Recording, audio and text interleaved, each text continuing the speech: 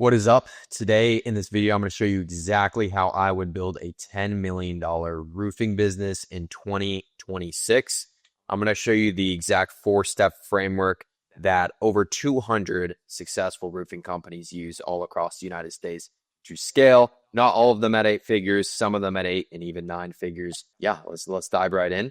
Why you should listen to me. Like I said, over 200 roofing companies have scaled using this exact framework. Real results, real revenue growth, real appointment volumes that translate to closed deals. It's not some theory. It's actually proven, and there's proof in the pudding. So if you want to, if you're curious on that, we have clients that come on this channel. We have roofing companies, all over the United States that give us testimonial videos on our website as well. So if you're curious about any of that, check it out. But yeah, we've used this exact strategy on a bunch of roofing companies. And basically, if you don't already know who I am, I'm Cole, one of the co-founders of NCT Media. We basically partner up with roofing companies all across the United States, and we help them scale by delivering them qualified, booked roofing inspections straight to their calendars, to their sales team. And we also specialize in things like sales systems, just scaling, number tracking, things like that. This is not going to be a video about anything operationally in terms of the fulfillment side of roofing. This is going to be a more tactical way to get more clients and scale and ultimately just bring in more revenue for your company. So if you're looking for any operational things, this is not the channel. Otherwise, let's dive right in. Okay, so the 4-step framework is establish numbers and tracking. Okay, building data is your foundation. So you need to have numbers established and you need to have tracking set up. Pick a scalable marketing system. You want to choose systems that scale easy and are high leverage. And then build a sales system that can convert cold traffic and then solve bottlenecks. Okay, we're going to go right into each of these one by one. So first, establish numbers and set up tracking. Most roofers fail because they like to make emotional decisions. Okay, they like to operate off of these numbers that they've came up with out of thin air. And we've seen this time and time again. We've worked with roofing companies that are just like this, and it's one of the biggest bottlenecks for their ability to scale, right? So an example of this is, let's say they've achieved a $300 cost of acquiring a customer at some point, right? Which puts their margin at an incredibly high number, okay? That's, sexy and it sounds good and, you feel great because you've achieved this number. But now an issue that happens with roofers' belief system is they now think that anything under, a $300 or $500 or anything over a $300 or $500 cost of acquiring a customer is now all of a sudden bad, right? And the reason why this is so harmful is because that number is generally unrealistic and you won't be able to achieve that number at a high volume of scale, okay? So if you're spending thousands of dollars a day on ads or whatever your system is, maybe you're buying leads somewhere, it is very unlikely that you are going to achieve that cost of acquiring a customer, that CAC. Usually that number is something that you see at a lot lower scale. So you might achieve it when you're sub 10, you're doing under 10 roofs a month. And then now you want to scale to 20, 30, 40 roofs a month. You need to accept that your costs are going to rise, right? And now the reason why this is so important, establishing numbers, is you don't want to establish, your ideal best scenario numbers. You need to establish your worst case scenario numbers, your numbers where it's like, okay, if it goes below this, it's not going to make sense. Okay. Right. So maybe that number puts you at a 20% net profit, right? Something realistic, right? You want to establish that number and then you want to break down, okay, what's my average LTV? What does my cost of acquiring a customer look like at, 20%?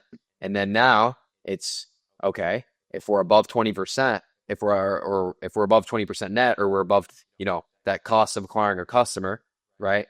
Then now, time to pedal to the metal and scale this shit, right? Like that's the whole mindset that is so important with establishing numbers. And we've had clients who literally are 12xing their money. And because they have this unrealistic expectation and they have no clue what they're doing, right? And they have this fantasy land idea that they're going to maintain a 20x ROAS at scale, they don't scale, and they sometimes even stop buying appointments just because of this belief system, right? And this belief system is the thing that keeps you stagnant. It's the thing that prevents you from growth. Okay. So you need to have your numbers established. And now, okay, if I'm hitting my numbers, it's time to turn shit up. It's time to scale this, right? So that's essentially the idea there. And then obviously you want to have automatic tracking of these numbers. So every time you get a sale, how much you're spending, your finances, your conversion rates on leads, on bookings, etc. You'd have all those numbers tracked, right? Because ultimately you have, CAC, and then you have all the numbers that go into CAC, right? So close rates, show rates, lead costs, appointment costs, booking rates, etc. All those numbers, when you look at CAC kind of encapsulates all those numbers, right? So if you increase your close rate, you lower your CAC. If you increase your show rate, you lower your CAC. So it's important to track the micro numbers. You want to focus on the macro number, which I would call the macro number, the CAC, and then the micro numbers are, show rate and all that stuff that I already said. And then now it's like, okay, if my show rate goes up or if this goes up, and you kind of identify the low-hanging fruit that will allow you to bring your numbers to a better place and allow you to ultimately unlock more scale, because that's kind of this game, right? So that's kind of the crucial thing here. If you don't know how to track KPIs, this video is not going to show you how to track KPIs. That'd be a 10-hour-long video. Pay somebody to do it, or learn how to do automations, have an operations guy. It's quite simple. It's a bit time consuming, but if you're technically challenged, then I wouldn't do it yourself. Okay. So either some sort of business partner, some sort of employee, some sort of contractor to do it for you would do the job. And it's pretty simple. Now, step 2, pick scalable marketing with highest leverage. Okay. So the issue, right, is you have your numbers established of what they need to be at. And then when it's good, now it's time to crank, right? It's time to absolutely turn up the budgets, turn up the scale, and, time to print money, right? But when you have a marketing system that is low leverage or not super scalable, like door knocking or referrals or anything like that, when your numbers look good, you don't have that much leverage to actually turn things up and now crank up the budgets or scale, to a immense level. You have good numbers, and then now you have to, I have to hire people, and then that's a multi-week process, and it's just very, very slow. And that, added up over a multi-year time period versus somebody that has a high leverage system where they see, okay, my numbers are good, and they could just turn the budget up overnight. You are going to get absolutely smoked. It's just like simple math, and it's just quite obvious, right? You are going to get absolutely obliterated in terms of, speed by those people. Okay. So you need to have a system that could actually scale. Okay. And scale quickly. Right. So that's why I prefer things like paid ads. And I mean, even cold calling to an extent is something that is more scalable, and it's a lot easier to scale. There's some other things as well. Maybe not paid ads. Maybe you're buying shared leads. There's things that you could do online that are just way higher leverage than door knocking or things like that. Right. So I would recommend doing that. Even if you are currently doing door knocking or anything like that, I would highly recommend you get something better to work. It's the age of the internet and social media. So your, systems are only going to become less effective, and online is going to become more effective. You might be thinking, there's going to be less competition to door knocking. And while that may be true, people are going to get a lot less receptive to picking up the phone randomly, to picking up or answering their door randomly, things like that, because they're going to much rather to prefer do things from the comfort of their phone and from their home, right? And then now you need to build a sales system that converts cold traffic. This is also a constant issue that we see with companies, is they are so reliant on these hyper warm leads like referrals, and they have this idea that they're good at sales because they close 80% of referral leads. But ultimately, you're not good at sales, okay? Because it is pretty easy to close somebody where their best friend, who they trust with their life, told them that, this is a good company. They gave me a good price. They gave me a good route. That is very easy, right? And I'm not saying referrals are bad, but it comes back to the same issue that we were talking about before on picking a scalable marketing system. When your numbers look good, now, you don't have that much control or leverage to just turn things up and scale them. Right? Referrals, they build up, they snowball, but it's very slow and it's not very controllable, right? There's not a whole lot of control there. And also, I mean, you have this referrals, and then now you have some sort of cold traffic system where you're manually getting leads. And now you have a system that builds, right? Because you're getting leads manually, and then those leads refer people, then you're getting more leads, and those people refer people, and then now the snowball effect is just exponential, right? It is just going to snowball exponentially and scale your company ultimately. And that's if you do good work. You're not going to get referrals if you don't, obviously. It's kind of how this works, okay? You need to have good speed to lead, right? I see people, they just have their closers call leads whenever. You need to call leads within 5 minutes. If you're buying leads online or you're generating them yourself, whatever it is, you need to call leads within 5 minutes. Ideally within 60 seconds. That's what we do, okay? Team structure and training. Hire, train, manage a sales team built for volume, create training systems, and produce consistent performance across all reps, regardless of the experience level. Yeah, and I mean, you just need to hire people that know how to actually sell, right? Again, converting referral leads is not the same as, converting somebody that randomly saw you on the internet. Multi-channel booking, phone, text, email, chat. You also want to send them videos. You want to send them testimonials, reviews, etc. So you could kind of get them to have the interest of a referral, right? You're kind of artificially building, referral level interest by having other people on the internet tell them, this is a trustworthy company, okay? So you need to build a system that could convert cold traffic. Relying on warm traffic, like I said, is not going to scale you quickly at all. It's going to take years and years and years to hit $10 million per year if you ever do. The company that's popular, has a name, they're just going to steal everybody from you ultimately, okay? The sales system in action. Lead comes in, instant contact, appointment sent, estimate and close. You need to be quick. I made a video last week about how speed is the most important thing. You need to be quick. Whether you're getting exclusive leads or you aren't, they're going to be looking for other companies constantly. They're going to want to, get a quote instantly. They have a problem that they need to solve it quick, right? Call them in a minute, set appointments same day or next day, give them the estimate at the appointment, try to close them right then and there, okay? Solve bottlenecks and create your scaling framework, okay? So this is super important. This is super important right here because ultimately, once you get all these things in place, now it's just a game of scaling, right? And what does that game look like in practice, okay? So you have a working sales system that could convert cold traffic.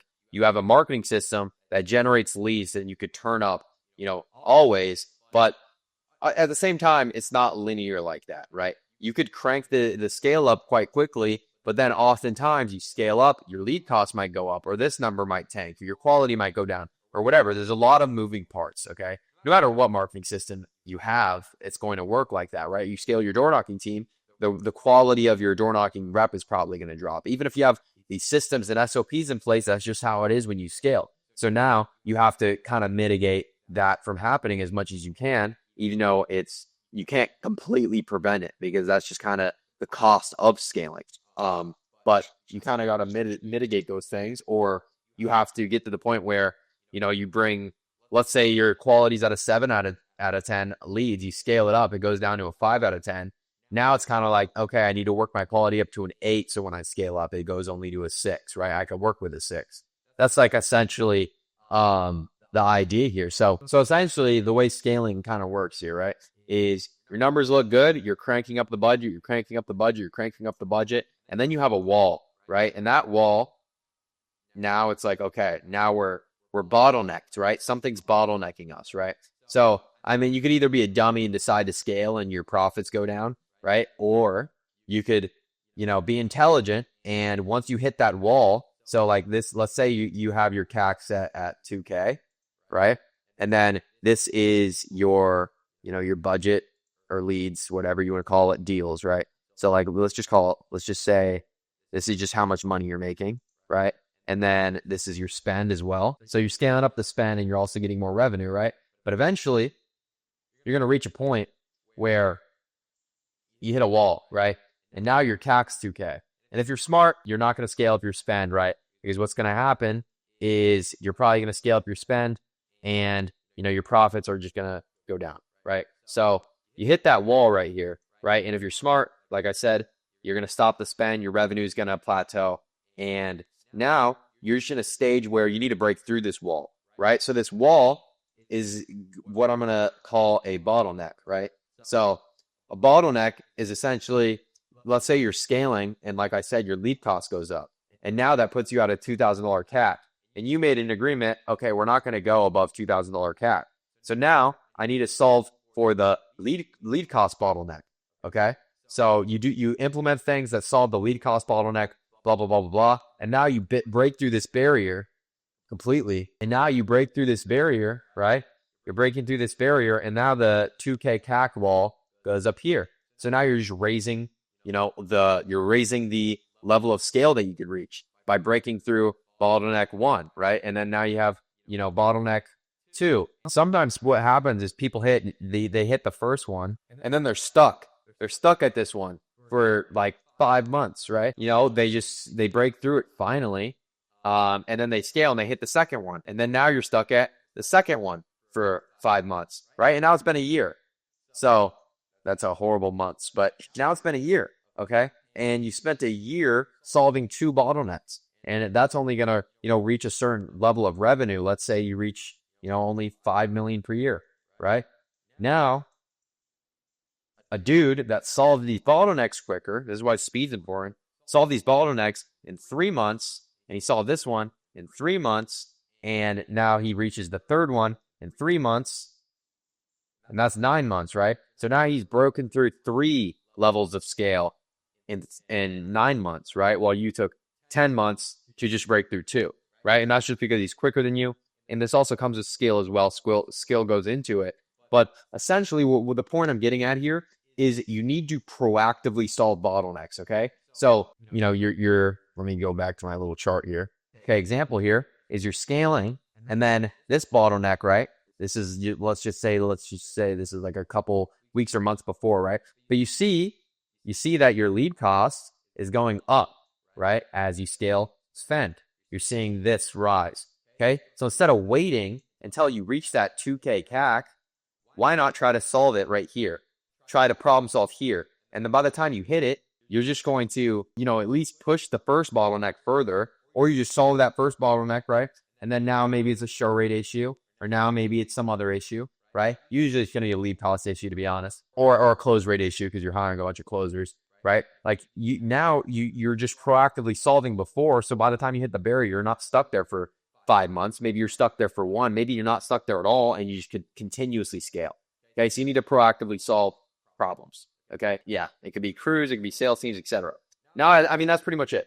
If that was helpful, please like and subscribe. Pretty simple video, but I hope it helps. And if you're not interested in doing any of this for yourself, let us do it for you. But click the first link, top description, book a call with us. We'll see if you're a good fit for us. We do not work with everybody. We have a very specific client demographic that we work with. I've talked about it previously. You need to have the right mindset. You need to have the fundamentals in place, etc. So genuinely book a call, see if you're a good fit. If you're not, then we won't waste your time or your money and our time and our money, and we'll just move on. If you want to do this yourself, we have other videos on our channel helping you out. So subscribe and stay tuned for future videos. Thank you.